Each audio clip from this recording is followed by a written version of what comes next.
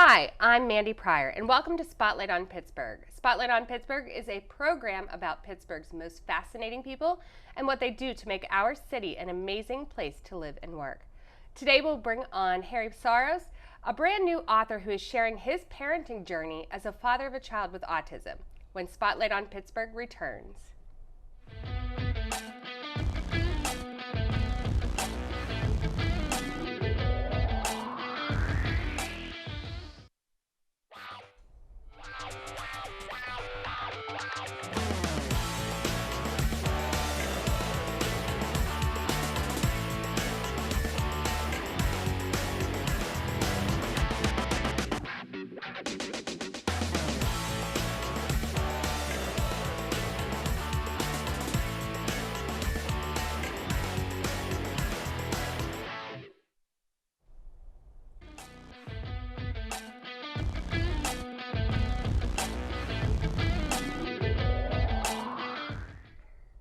Hi, and welcome back to Spotlight on Pittsburgh. All right, so let's get started, Harry. Thank you so much for coming on. Thank you for letting me on. Fantastic to finally meet you in person. Absolutely. And so, what can you tell me a little bit about you? What's your story? And we'll get into the book and a little bit about what made you write it. Sure. About myself, and it leads to titles. That's why I'm basically here. But so my name is Harry Psaros. I'm on the board of directors for the Autism Caring Center. I was one of the founding families of North Fayette PALS, an organization for special needs children. I'm the vice president of my Greek church in Weirton, West Virginia, All Saints Greek Orthodox Church. I'm the president of North Fayette Township's Parks and Rec Board. And I'm also known as the Pit Guru. I'm one of the top social media influencers for University of Pittsburgh Sports. I work for AbbVie as a executive neuroscience specialist, but my favorite title in particular is father. And I have two sons, Gus and Max. And roughly about 17 years ago, my son's 20 now, my son Gus, or Costa, he's Greek, was diagnosed with autism. So at that point, like I said, it was, I write considerably about it in my book. It's been a significant struggle.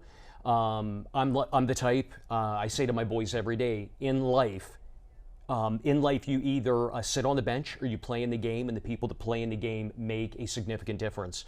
So I decided I would get heavily involved, and I do a lot of speaking, a lot of fundraising. And what I noticed around 2014, I spoke for the Autism Notebook, which was out in Greentree here locally in Pittsburgh. And there were roughly two speakers who were supposed to go on, myself and another, and it was about a half-hour segment. The first speaker got up and he spoke for about 10 minutes, and I could tell he was really nervous, and he sat down, and they looked at me and go, "Can you cover 20?" I said, "I got this." So I started speaking, and as I started speaking, mothers started lining up. 1, 2, 3, 4. So my first thought was, Psaros, did you offend someone? I didn't know what I said. But then I realized all of them were emotional. You could see it. When I finished my speech, all of them came to me and said, "We need your voice. Our husbands aren't all in, and when both parents aren't all in with the autism diagnosis, the child drifts off into the abyss." So I jumped on board. I said, I'm type A. I said, "Give me their numbers. Let me see what we could do." That led to a dinner. That led to a lot of cups of coffee. That led to me being hung up on twice. But the majority I was able to get through to, and I started percolating in my head. I thought maybe I should be writing a book at this point to get through. And so you have. Exactly, to get through to belligerent fathers. And 2 years ago, I spoke to about 400 mothers at the Autism Caring Center's Mother's Day conference. And as I'm writing my speech out, I said, "This is my book."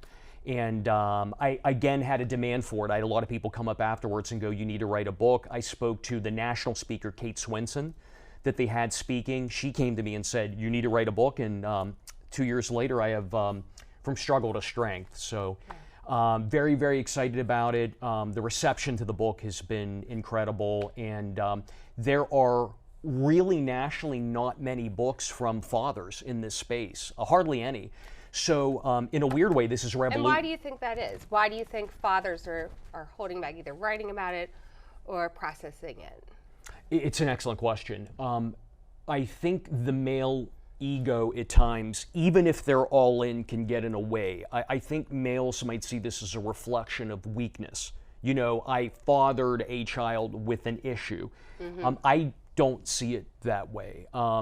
And my thought, I don't even know if I honestly would have wrote this if I didn't do my research and realize there's several podcasts out there, and I've already been on both of them from really popular fathers, Daily Autism and The Autism Dad. I've done both. But again, I felt that it was a voice nationally that needed to be heard. And I'm excited to say now this book has not just gone nationally, but internationally as well. And so you took on this book. It just launched within a couple months. And, you know, what is the struggle? What, for those out there, obviously, we all want our kids. I have a couple of kids. We all want our kids to come out perfect, right? Right. And so many kids have different issues going on. Some can be small, some can be bigger. But, you know, what, as a father, how did that challenge feel when your child was younger? Like, and how did you get to where you are today? It's, you know, it was such a struggle early on. You go through so many different machinations mentally. You're trying to grasp this monumental diagnosis. And I talk about it all the time, especially from a male perspective. If your child falls riding a bike, you go and you clean off the knee and you slap down a Band-Aid, that's an easy fix. This wasn't an easy fix. So it can be very weighty, but at the same time, you need motion. You need to move. You need to help these children. You need to initiate therapy, things like that. So the first 5 years are a struggle. And, you know, you really need to go into every day with a positive mental attitude, because the child who's already off is having a very tough, rigorous day. Therapy in the morning, therapy in the afternoon. You might have feeding therapy. I can go on and on and on, but it's nonstop. Your house becomes a subway station. That starts to dissipate a bit more as they get older and hopefully improve a bit. So, you know, what I wanted to do with this book, there is no prescriptive how-to. When you meet one child on the spectrum, you meet one child on the spectrum. So what I wanted to do was discuss and talk about our journey, but really, again, and I bring kind of like the martial arts. There's a reason there's boxing gloves on the cover. I wanted to bring the fighter's mentality, which is waking up every day. I mean, the main overall themes of this book are positivity, hope, resilience, and grit. You need that to succeed in a boxing ring or in a dojo, and you need that mentally to succeed on a daily basis when raising a child on the spectrum. So I went back and I thought about what did we do to really help our son, and I think it was bringing that positivity, but also bringing that gumption. That I talk about the Finnish concept in my book of sisu, which is resilience on steroids. And you really need that, because the second you're done and you're exhausted, the next day is going to be just as hard. So you can't back down. And I reference this in my book when I was fighting in the dojo and your hands are up in a fighting stance. This would be fun for the camera. Yeah. When you're in a fighting stance. I'm like, should I take my fighting stance? If you drop those hands and you're sparring or you're getting attacked, you're going to get knocked out. So taking a day off, your child doesn't have that luxury and you don't have that luxury, so you're always in fight stance. So there's better days, there's worse days, but the days still have stuff that's happening that needs to be addressed every day. Exactly. And you know, it's important to note, I mean, if you're looking, I talk about it, my background's Korean martial arts or Tang Soo Do, you look at the Korean flag, people often refer to it as the yin-yang symbol, but we refer to it as Um-yang. But it's the duality of forces. You have positive and you have negative. You always have to keep that in mind. But what's important in keeping that in mind, when you're down, you're going to have down days. You're going to have rigidities. I'm not going to explain all this. You're going to have meltdowns. You have to remember the better days are coming. So you have to keep an even keel mindset. So this book, one of the greatest compliments I've received, I've dealt now with 20 to 30 major book influencers. And two of them called me and said, you know, we read through your book, and if you just eliminate the part on autism, it's a motivational book. And I go, that's kind of the whole point, is I wanted to really light a fire. In particular, whether you're a belligerent father and you're not accepting the diagnosis, or if you're like a newly diagnosed parent and you're looking to start that battle, that is going to give you a perfect mindset. Good. And from your perspective, when your child was younger, even now, did you ever feel like your family was different, or you felt separated from the other families of, say, the normal children who are doing normal things? Oh, for sure. It's interesting how it all came together, and there's a photo of all of my son and all of his friends in the book. We came from a neighborhood with jocks, and there were, I think, 8 kids that all graduated 2 years ago from West Allegheny High School together. One of them just signed a professional contract with the Riverhounds, Nathan Dragic. His brother and another, one of my son's friends, are starters for the Duquesne soccer team. One of them is playing baseball at Allegheny. I mean, we had jocks. We have my son, couldn't do organized sports because of the sensory issues. Mm-hmm. I did get him in martial arts for a little, but he couldn't do organized sports. When they might have been at practice, he was in therapy. So you do feel separated. So that's why we started in North Fayette Township, North Fayette Pals, because you want to find your village and you want to find people that are going through a very similar circumstance. Now, I'll say this, as they got older, they all bonded, and again, my last name is Psaros. We started in front of my house what was called the PBL, the Psaros Basketball League, and all of them would just kind of, we were like the epicenter in the neighborhood, all get together, and they were all inseparable, when they graduated from high school. That's so great. I don't want to say, he was initially separated from the pack, and then over time, much less so. And then it doesn't hurt, I should say, that my youngest son... He found his own pack. It found his own pack, but he's also a major jock. So Max would kind of bring Gus into the fold. Max will be playing football next year at Allegheny College. That's my older son's name. Max, yeah, he's graduating from West Allegheny High School this year. And but it's interesting how, in terms of that dynamic, how initially he really was separated. And the more we improved him and the more he could socialize, the better things became. And by the senior year, I couldn't get rid of all of them in front of my house. I'd hear the rap music and the pizza going almost. I miss those days right now, so it was great. And so talk about your book a little bit. What was your main inspiration? What message were you trying to convey? Who's the audience you're trying to reach? I'm going to sound like I'm pandering when I talk about the audience, because I've had so many different people come up to me and talk about the different demographics. So one I talked about, so if you're looking at my book, I know the male psyche, and what I didn't want to do is write Tolkien's Lord of the Rings or War and Peace. If you had a father who was being belligerent, they would grab the book and just toss it. This book is 150 pages or less for a reason. I wanted to hit home hard, and I wanted to be an easy 1 to 2 day read. Well, especially the audience, you have a child at home who has disabilities or has issues going on, so you don't have time to sit around and read a giant book on everything. You want something that's going to help, inspire you, and can be reread quickly as needed. And then again, with the mental aspects of this, the motivational aspects, and I spend a long time talking about 2 concepts, philotimo, about giving back, it's a Greek concept, and sisu. Both are uniquely Finnish and Greek. There's they own those words. But I talk about those concepts, but whether you're a newly diagnosed parent with a child on the spectrum or whether you're battle tested, I still think you can get something from this book. The reason I say that, I've heard from all of them. And then probably again, when I talk about being flattered, I've had people go, okay, I wanted to learn a little bit about autism. I didn't want to read the phone book. This was perfect. And when I say that, I'm talking, I've had colleagues, I've had friends. I had 2 people randomly out of nowhere on LinkedIn get a hold of me and go, we read it, we loved it, we're going to recommend it. And so I think it hits on different audiences. It's there for a reason, but I would say in particular, if you are a mother and you're struggling and your husband's not on board, just go, do me a favor, read the first chapter and hand it to him. And I, again, because... at least they could share the message of the book, even if they're not willing to pick up the book. Right. They can kind of get into a male's psyche and perspective on what's happening at home. Right. And maybe empathize a little bit, and too. I didn't want to, what I didn't want, I wanted to get past, because I was there, was talking to these dads that were just like, I'm too macho for that. Well, look, dude, I'm a 3rd-degree black belt in that box. Get over it. You're there to help your child. That's your number one. Your goal as a father is to help your child. So forget everything else. Put your ego aside.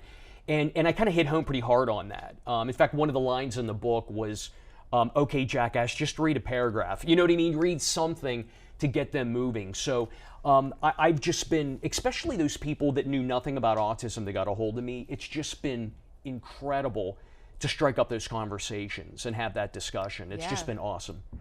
And so now you're out there, you have a voice, you are sharing your information with parents, even beyond the book. So can you tell me a little bit about what you're doing and what you're going to, where you're going to be talking or where they should listen to you? So obviously the book right now is available on Amazon and Kindle. I will be recording an Audible book. I have had offers to speak everywhere. The Hamptons, Florida, California, internationally. So it's coming at a time where my son's graduating, which doesn't make things easy. So I'm going to start speaking, trying to sign on to as many speaking engagements as I can. May is going to be ultimately very exciting. I have a pre-recorded speech for the Autism Parenting Magazine's International Summit. And the best way I could put it, it'd be like going from a high school level in football to the Pittsburgh Steelers overnight. My photo is up there with people like Temple Grandin, who's like an icon in the autism space.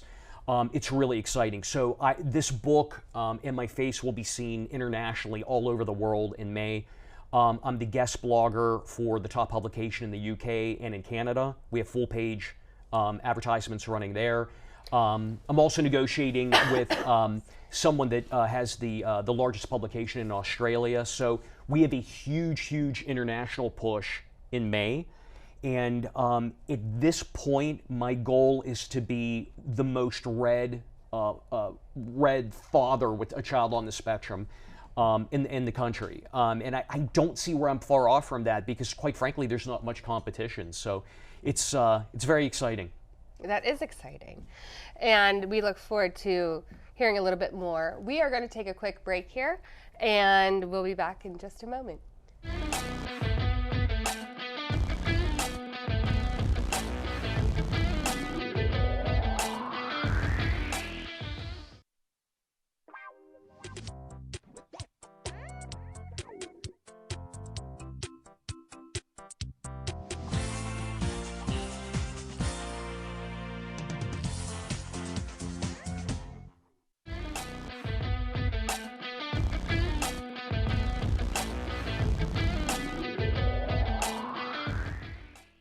Hi, and we're back with Harry Psaros from Struggle to Strength. So we're going to continue our conversation. Sure. We took a little break here.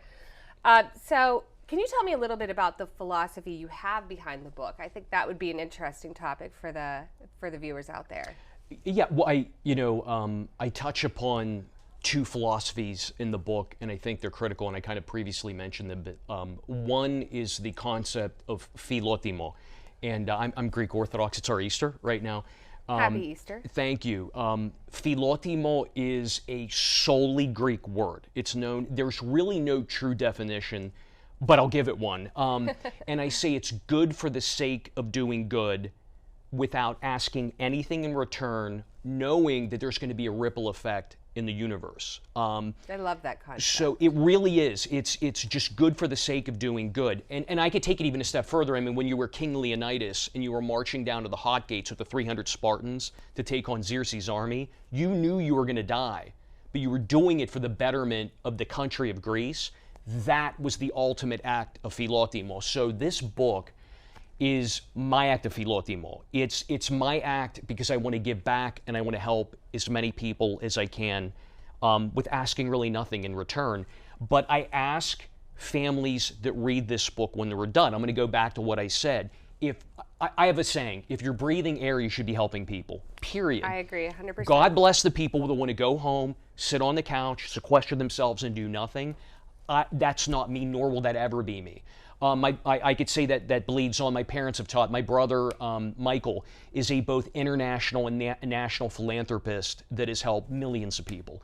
We're into assisting others. So what I ask is, if you're reading this book and you're done, find one family. 1 in 36 children, 1 in 36 are being diagnosed right now because of better diagnoses and methodologies, but you cannot tell me you can't reach out to one family, let alone 10, and assist them in their journey, especially if you're battle tested. So I have a call at the end of the book. I talk about it. I said, go out, link your shields, and go help others. I kind of use that Spartan analogy. The other concept I did discuss is sisu, and I got obsessive with it. I read like 3 books on it. I thought it was awesome coming from a Greek perspective, knowing that the people in Finland have their own word. And sisu goes way, way beyond resilience. It's like an unrelenting burning in your soul to succeed, no matter what. And I thought to myself, my God, that's brilliant. That's what you need, whether your child's mild, moderate, or severe on the spectrum, every day you get up, because there are so many tough days. And the last thing your child needs is you giving up, you being negative, you complaining. They don't need it. They can't. The more relaxed you are, the more relaxed relaxed they are. So you have to be, and you have to have self-care. You have one, and I spend, that will probably be my second book. So I come from the philosophy of strong body, strong mind. And I'm really tough on this. I quote David Goggins, the Green Beret, who had a very tough childhood and turned it around. And Goggins has this no excuse mentality. He's hardcore. And I hate to say that, but I'm like that when it comes to health. You are the embodiment. You are what your child is looking at. So whether they're typical or not, either neurotypical or they're on the spectrum, they're looking and idolizing you. You should be eating clean. You should be moving. And the reason I say this, if you take a child on the spectrum, if you're sitting around and you're eating sugar, you're eating garbage processed foods, fast food, you're inhaling dyes, things like that. First of all, if they're eating a lot of gluten and casein, it fits into the brain is glutamorphin and casomorphin. That fits into an opioid receptor site. They are completely clouded. So imagine doing this interview right now after taking OxyContin. You can imagine what it would be like. Second of all, if they're inhaling garbage, food dyes, and sugars, that enhances the ADHD component, and they're all over the place. So the bottom line, the cleaner the household is with the food, the better the better presentation the child's going to have neurologically. They go hand in hand. Second of all, if you're, I hear a lot of people go, well, he can't play sports, my kid can't move. That's nonsense. You can get the child out, they can go for a hike, you can go for a run, you can go for a walk. I've seen this where I almost want to say the parents kind of give up, and while they're sitting in a corner eating McDonald's, the child's just doing nothing, hours just sitting in front of a PC. Oh, sure. And that does nothing for the child, nor does it do anything for the parent. And the rates of obesity now are almost over, I think it's over 50%. Well, and my kid's big on gaming, and he's starting to code, which I approve. But I did trick him a little bit this winter, and he has a Nintendo Switch, so I got him the Wii Sports, or the Switch Sports. Right. So he's playing tennis and like jumping and doing sword fighting and all these different things. So he's moving. He thinks it's a video game. Right. But he's moving and exercising. So I'm like, there's just different ways, and every kid's different, especially if they're on the spectrum or not. And it's finding what they like to do. And it could be hiking. It could be walking. It could be running around. Maybe they like just swinging on a swing. I mean, movement. Just putting them, like in a day like today that's beautiful, get them outside, get them in the sun, have them breathe air, and especially absorb all that vitamin D. Absolutely. You're going to see a significant difference in the child as opposed to keep them sequestered in a house, isolated. So I'm really, really big on this. I do think it could be my second book, just to delineate different ways to get them active and involved. Horseback riding, golfing, I could go on and on and on. Well, and we're, so in my other role, I work with a Chamber of Commerce, and this Monday, we're working with Horses with Hope. I don't know if you've heard of them. I'm very familiar, right. So we're going to be helping kids who have different disabilities all over the place, and they ride the horses, and then we're going to help, as a chamber, we have volunteers that are coming in to help guide the horses along. So there's really different things. There's music therapy, there's all kinds of different activities to keep them going and have them have their own life and have their own things that they like. Now, I even mentioned both my sons, although the youngest is a football player primarily, but I got them both involved in martial arts. It's you against you every time you go in. And I also utilize the whole martial arts background. We talk about philosophy. I have what I call the 2% rule, and it's also in the book. We talked about sisu, waking up with that determination. the chapter's called The Mind of a Black Belt. So when you are a white belt, you might just kind of do this when you're throwing a punch, which does nothing. When you're a black belt, as you slowly progress, you learn no hips, no punch. Punch originates from the foot. You have the two proper knuckles in the right place. One punch, believe it or not, takes hours. So Bruce Lee has a saying, fear not the man that practices 1,000 kicks one time. Fear the man that practices one kick 1,000 times. That's what you're doing every single day when that child wakes up. It's that repetition synaptically of going over things, looking for that 2% improvement every single day.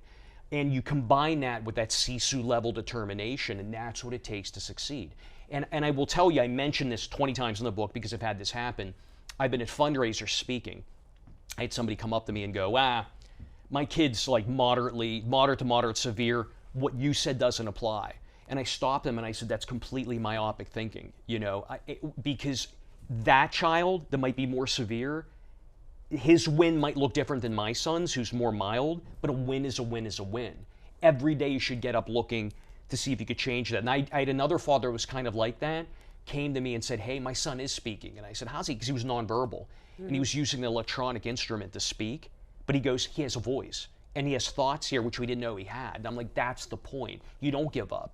If he wrote him off, the poor kid would be sitting in a corner. So it's just having that determination, knowing what to do. So a lot of, like I said, a lot of the fighting spirit I talk about is applied in the book. And since we're coming up on our time here, any final thoughts, any final messages that you want to get out there to the audience, and what do you want to have as your final meaning out there for the book? I'll put it out there. What I would say to any parent with a child on the spectrum, God doesn't make a mistake. He just doesn't. You may think he does, but he doesn't. God handed you that child for a reason, because they saw something within you to help that child on their journey in life. You should feel special. You should feel blessed that you were given that honor. And your child's not broke. People forget, children on the spectrum, we're all computers. You and I are a PC. Child on the spectrum's an Apple. The only difference, they're just programmed differently. That's it. In fact, I talk about neuroplasticity. You could reprogram the brain. So appreciate what you have. Understand that you've been given a gift. You've been chosen by God. And to return that favor, you should work diligently every day to make that child the best version of themselves. It's an honor. It's a privilege. That's wonderful. Well, thank you so much for coming on. Thank you for having me. Thank you once again to Harry Psaros for joining me today. Don't forget, his book is on Amazon. You can also follow Spotlight on Pittsburgh on Facebook and Instagram. And join us again next time when we shine the spotlight on two new guests.